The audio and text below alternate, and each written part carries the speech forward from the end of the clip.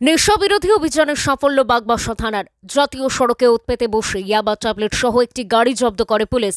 ধৃত নেশা মাফিয়া। বহুদিন পর নেশা বিরোধী অভিযানের সাফল্য পেল উত্তরের বাগবাসা থানার পুলিশ। গোপন সংবাদের ভিত্তিতে এই সাফল্য অর্জন করেন বাগবাসা থানার অফিসার ইনচার্জ পার্থদেব।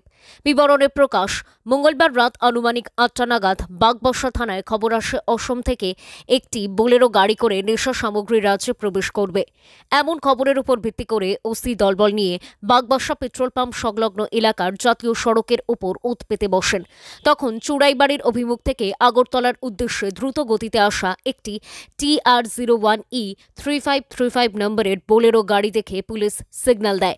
পরে গাড়িটি দাঁড় করিয়ে তল্লাশি করতেই গাড়ির গোপন চেম্বার থেকে প্রচুর পরিমাণ ইয়াবা ট্যাবলেট উদ্ধার হয়। প্রায় 10,000 নেশাজাতীয় ইয়াবা ট্যাবলেট, যার কালোবাজারি মূল্য প্রায় 3 লক্ষাধিক টাকা বলে জানান ওসি। সঙ্গে আটক করা হয় গাড়ি চালক তথা নেশা মাফিয়া সুমন মিয়াকে। তার বাড়ি সিপাহীজলা জেলার মধুপুর গ্রামে। পুলিশের জিজ্ঞাসাবাদে ধৃত নেশা মাফিয়া জানায়, মিজোরামের চম্পাই এলাকা থেকে এই নেশার ট্যাবলেটগুলো নিয়ে আসছিল সোনামুড়াতে পাচারের উদ্দেশ্যে। বুধবার পুলিশ ধৃত সুমন মিয়ার বিরুদ্ধে NDPS আইনে একটি মামলা রুজু করে তদন্ত অব্যাহত রেখেছে। অপরদিকে তাকে বুধবার জেলা আদালতে নিয়ে আসা হয়। ব্যুরো রিপোর্ট, নিউজ অবিকল। আজকে সন্ধ্যা অনুমানিক 7:30টার দিকে আমাদের কাছে একটি গোপন সূত্রের মাধ্যমে একটি খবর আসে যে TR01E 3535 নাম্বারের একটি প্যাসেঞ্জার বোলেরো গাড়ি দিয়ে কিছু নেশা সামগ্রী ট্যাবলেট আসাম থেকে ত্রিপুরার দিকে আসছে। তো এই খবরের ভিত্তিতে আমরা বাগবাসা পেট্রোল পাম্পের সামনে অ্যাম্বুশ করে বসি। তো কিছুক্ষণ পরে আমরা গাড়িটিকে দেখতে পাই। গাড়িটিকে আমরা ডিটেইন করি।